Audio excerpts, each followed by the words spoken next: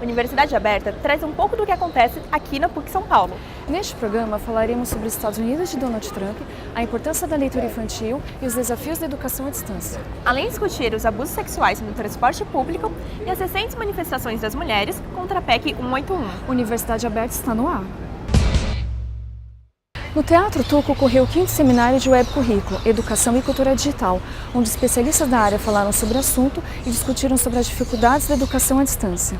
Segundo o Censo da Educação Superior, em 2013, mais de 1 milhão de alunos estavam matriculados em cursos de educação à distância no Brasil, 15,8% do total de matriculados. Entre os dias 16 e 18 de outubro deste ano, aconteceu no Tuca o 5º Seminário de Web Currículo, Educação e Cultura Digital. Um dos temas abordados foi o desafio da educação à distância. O seminário discute os desafios do uso das tecnologias, não necessariamente para produzir educação à distância ou educação online, que é uma maneira mais atual de se falar sobre esse tema. A gente está discutindo também de que maneira as tecnologias se fazem presentes nos espaços presenciais de aprendizagem e ensino. Infraestrutura, tempo para poder atuar e toda a infraestrutura necessária para a EAD, dos tutores, os polos, toda essa infra ela é muito importante para que a gente tenha qualidade na educação à distância. Y no tiene acceso a las tecnologías y por lo tanto es un problema porque no pueden conectarse a internet, especialmente aquellos que viven en zonas rurales. Eso es un problema. El otro problema que existe son dos. Uno es de motivación, porque la educación a distancia exige mucha automotivación para sentarse y estudiar. Y dos, la capacidad de buscar recursos en Internet que sean relevantes, pertinentes y útiles a los estudios. Lamentablemente, ambas características están muito associadas a los níveis socioeconômicos. O desafio maior é justamente a autonomia intelectual, porque toda educação básica, o aluno não é habituado a ter essa autonomia intelectual. E na educação à distância, é muito importante que ele tenha, ou seja, na educação à distância, depende muito mais do aluno do que do próprio professor. O professor tem que criar, o desafio do professor é criar novas maneiras de ensino e o aluno ter mais autonomia de aprendizagem. É um professor que tem que atuar sem o contato com o aluno, com a dúvida do aluno, com a maneira como o aluno está recebendo o que ele está falando.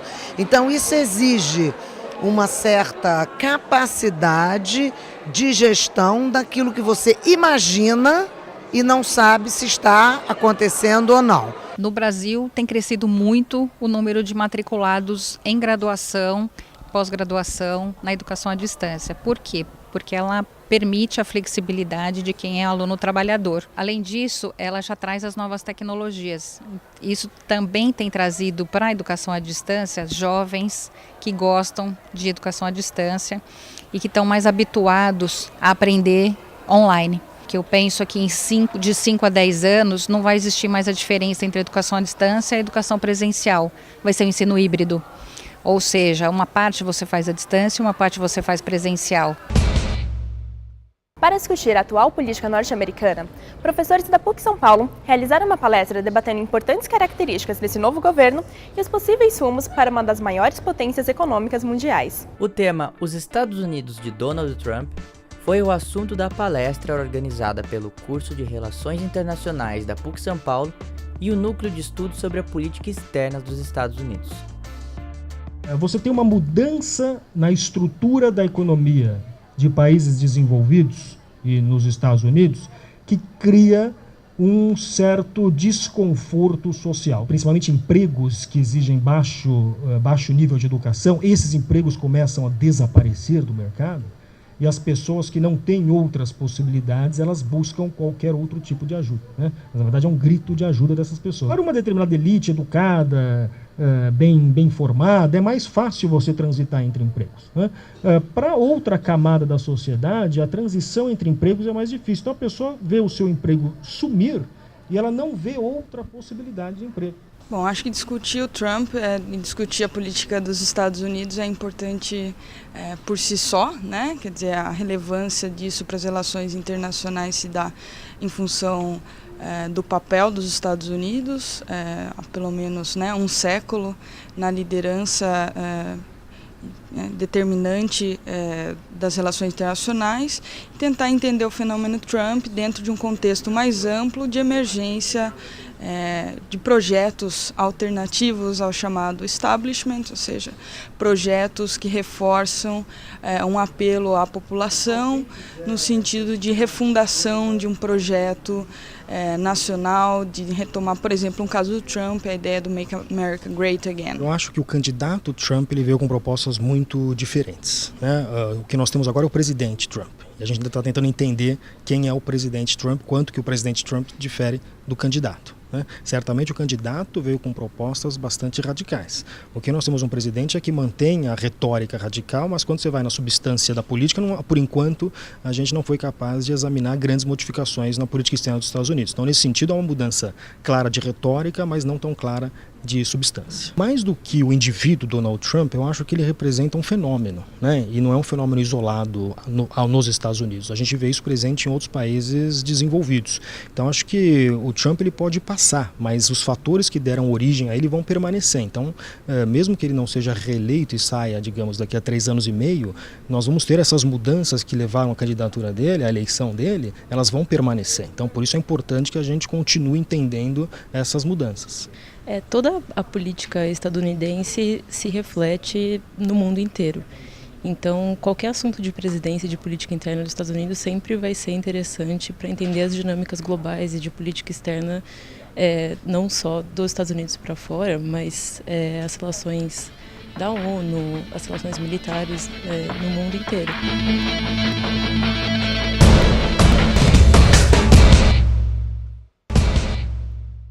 Diante de tantas denúncias de abuso sexual nos transportes públicos, foi debatido aqui na PUC São Paulo a atualização da lei que trata desse tema. A violência contra mulheres é um problema crescente e mais de 40 mil foram assassinadas na última década. Entre janeiro e julho de 2017, São Paulo teve quase 300 denúncias de abuso sexual no transporte público. Entre casos de estupro, assédio e importunação, alguns foram considerados contravenções penais. A legislação penal ela tem 2 tipos de infrações, os crimes e as contravenções penais. As contravenções penais são apenadas mais brandamente, é considerado como se fosse um delito menor. Esses abusos sexuais, evidentemente, não são de menor potencial ofensivo, como foi abordado, eles geram muitos problemas para as vítimas. Às vezes quem não é vítima, quem não é mulher não sabe o que está acontecendo. E, infelizmente, embora seja considerado uma contravenção penal, é muito grave e tem que ser crime. O estupro cuida da quebra do dissenso da vítima, ou seja, a quebra da vontade da vítima na prática do ato sexual, por violência ou grave ameaça à pessoa. Não é o caso do ejaculador do metrô. O crime de posse sexual mediante fraude pressupõe que a vítima consinta com a prática do ato, mas que o consentimento da vítima seja viciado. Não é também a hipótese do ejaculador do metrô.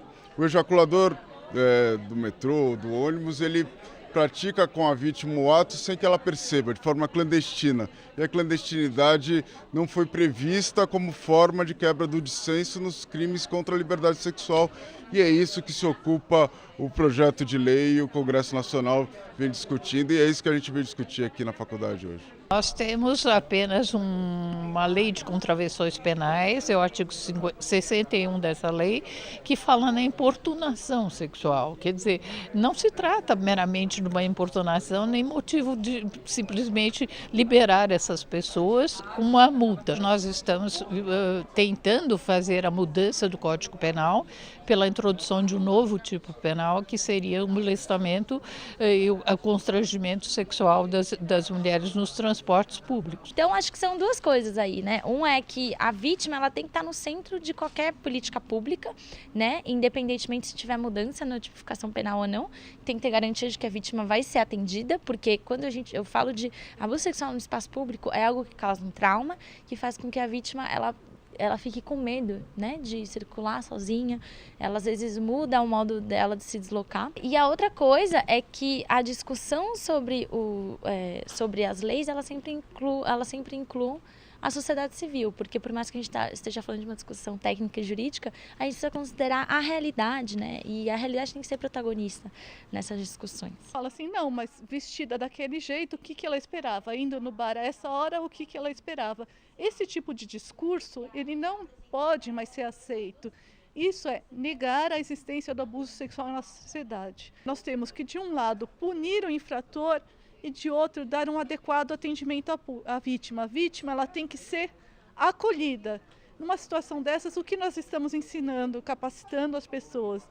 Só tem que fazer 2 perguntas para a vítima. O que aconteceu e como você quer lidar com isso? Quanto mais as mulheres denunciam, mais informações a gente tem, né, que tanto pode ajudar a responsabilizar os agressores, quanto ajuda a prevenir com que novos casos aconteçam. Que isso possa mostrar que a nossa universidade ela não está alheia aos problemas que estão acontecendo na nossa sociedade e principalmente trazer uma certa compreensão do problema do gênero e da mulher na nossa sociedade.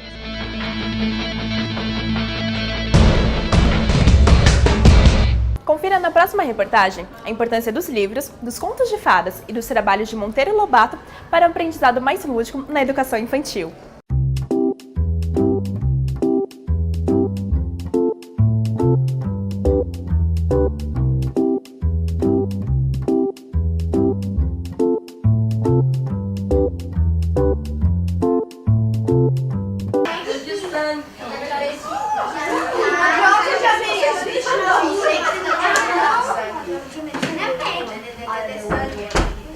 Meu livro favorito é o Desventuras em Série e a Cidade Sinistra dos Corvos.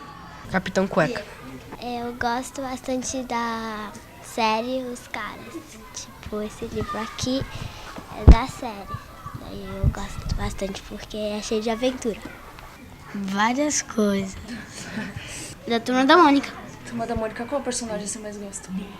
Cebolinha. Por quê? Porque ele é carequinha e ele é engraçado porque fala errado. E o Dudu eu mais odeio porque ele é maluquinho. Desde os bebés pequenos, de 2, 3, 4, 5, 6 meses, os livros começam a ser muito importantes. Quer porque ampliam o repertório do mundo sem a criança ter contato direto com as coisas dele, quer porque ela vai reconhecendo nos livros aqueles objetos com os quais contacta. Para mim é fundamental que o pai leia, o pai ou a mãe, não é? Um familiar, leia para a criança à noite. E se a criança já sabe ler um pouco, que leiam juntos. A criança lê um pouco, o familiar lê outro e daí por diante. E a escola tem papel fundamental, porque é a escola que lhe vai apresentar os bons livros. É assim que a gente começa a fazer nascer esse desejo de ler. O livro serve para pôr a criança em contato consigo mesma, com as suas dificuldades, com as suas alegrias, com os seus medos. Ela possibilita, mesmo que inconscientemente, lidar com as dificuldades, lidar com os problemas. Por exemplo, por que as histórias de fadas são tão fundamentais? Porque por meio delas, as crianças lidam com a mãe má, com a madrasta. Mas é uma maneira de se defrontarem com a mãe da vida, aquela mãe que manda para a cama e a criança quer continuar assistindo à TV. Então, os livros possibilitam esse contato. Conto de fadas, além desse aspecto mais cultural, intelectual e tal, ele também esse momento é o lugar da magia, né, do maravilhoso, onde tudo é possível. Isso é importante para a criança, porque o pensamento dela é assim. Eu acho que o conto de fadas, ele tem, como toda a literatura, ele tem algum ensinamento, sim, para passar. Mas é na ordem da sabedoria dos povos antigos, da sabedoria dos mais velhos da tribo, digamos assim, né?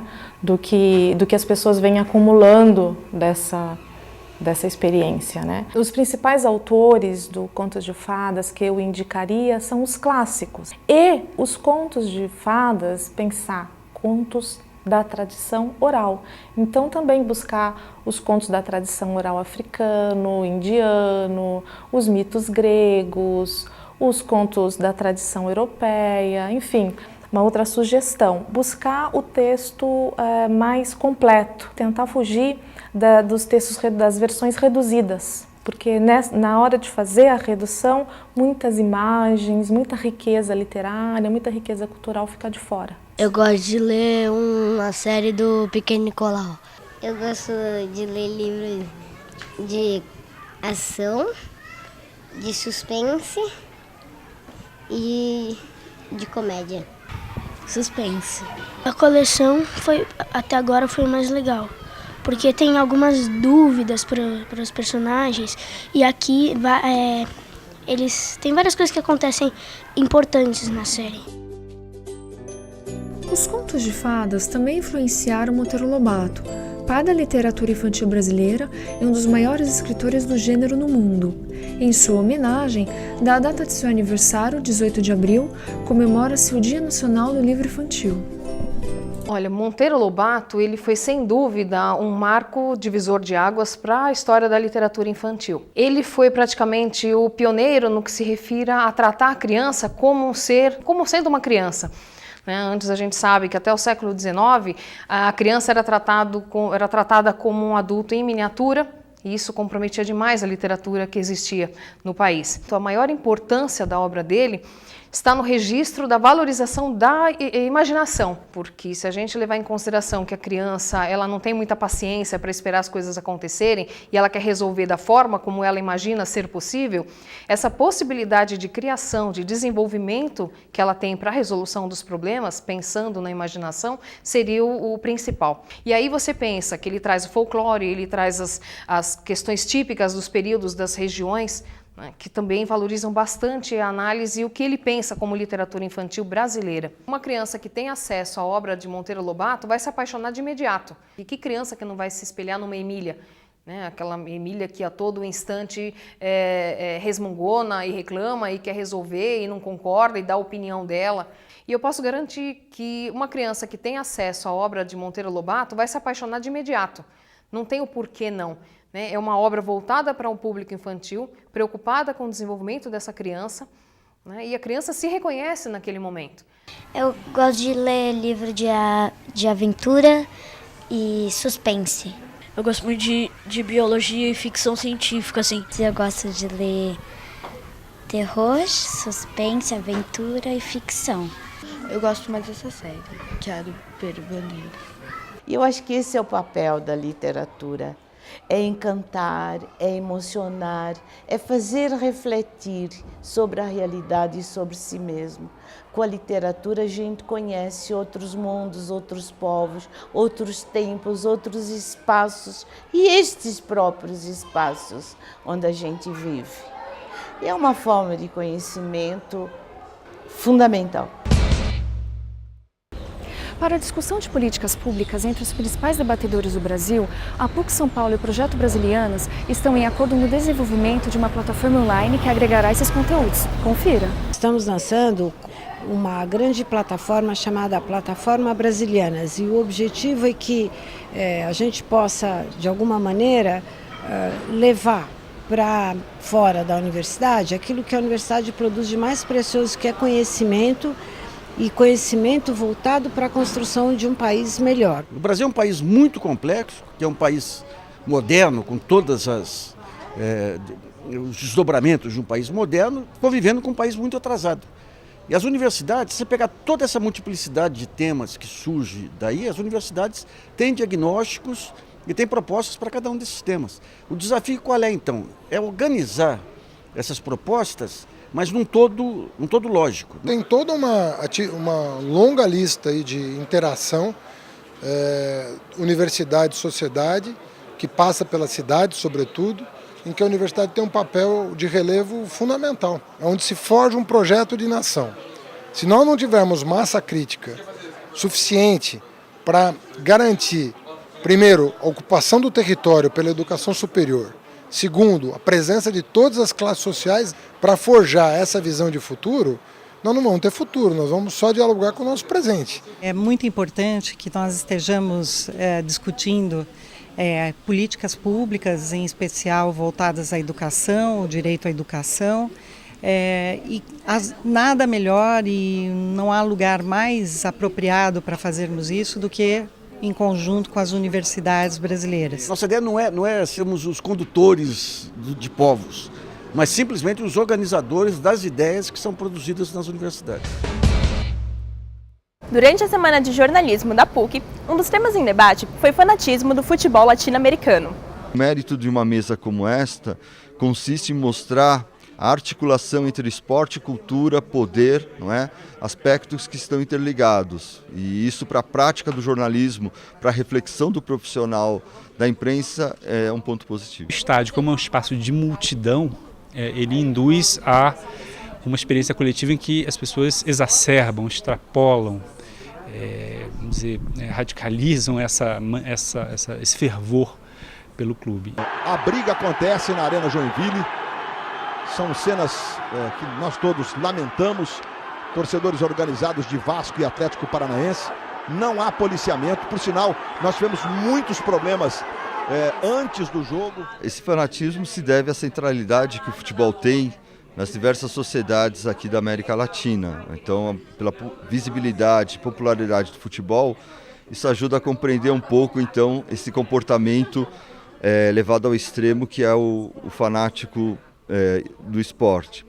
Ao mesmo tempo, esse fanatismo ele comporta múltiplas faces e uma delas tem sido esta, né, do exercício da violência. Em princípio, o fanatismo ele não é benéfico, porque justamente acho que o sentido do esporte é a ideia do congraçamento, que você depende do outro para que você também exista. O fanatismo vai levando a níveis em que você cada vez mais quer se sobrepor ao outro. Sobra de bola aqui do lado esquerdo, sempre com a Rosana se apresentando bem, a chance no toque de cabeça, Debinha! Apesar da crescente popularização do futebol feminino após as Olimpíadas de 2016, o esporte ainda encontra dificuldade de se estabelecer como pauta nas grandes mídias. Difícil de você preencher, olhar uma pauta, um programa, mas pensando, vamos dizer, no futebol feminino ou no esporte feminino. O esporte, de certa maneira, ele é o reflexo da sociedade, mas não só, ele também é um laboratório de experiências que depois são apropriadas pelos próprios grupos dentro da vida social.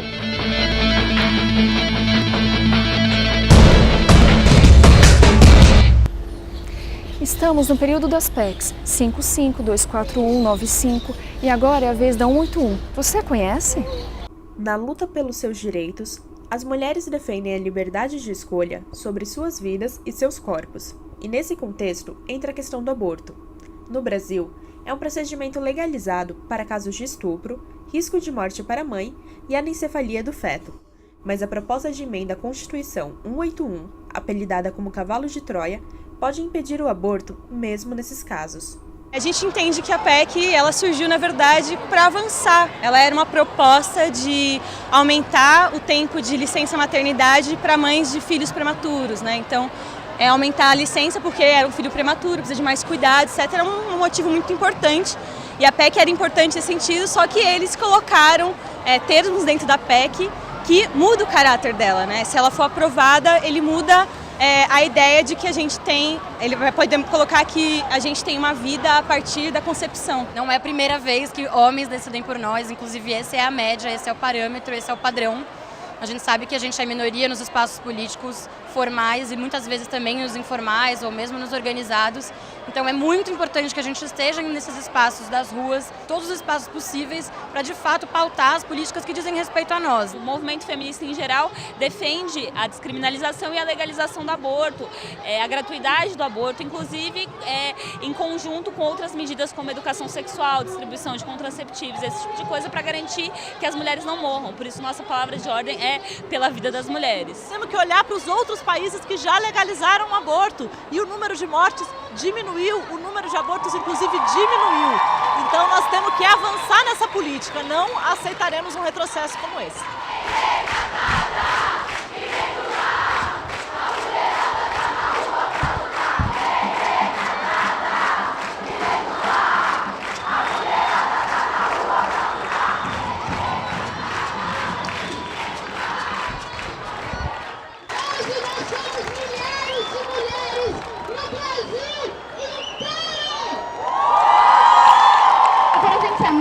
A gente sabe as dificuldades que é trazer um filho ao mundo. A gente sabe que a nossa vida é mudada drasticamente. A gente não é mais nós mesmos.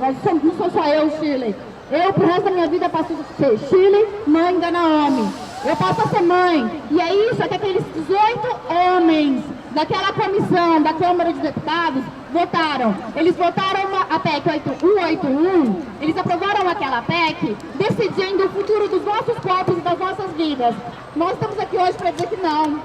Chega de homens decidir sobre uma realidade que eles não vivem. Uma mulher, quando engravida, ela sabe que ela que vai ser, no final das contas, responsabilizada tanto moralmente pela sociedade, quanto efetivamente na hora de trabalhar, na hora de dar o seu tempo, vai ser ela, em geral, que vai ter essa responsabilidade. Então ela tem que ter o direito de escolher, né, se ela vai ter essa criança ou não. Eles não podem decidir por nós, eles não podem legislar por nós. Eles não podem falar por nós, e só com a voz de mais de 50% da sociedade brasileira é que eles vão ter que escutar. O povo cada vez mais, ele tá cansado, né? Tá cansado desse governo golpista, tá cansado de ir pra rua e o governo não ouvir. Nós não somos ouvidos enquanto povo, mas é verdade que quando se mexe com os direitos das mulheres, a história é diferente. Mexeu com as mulheres, comprou uma briga grande.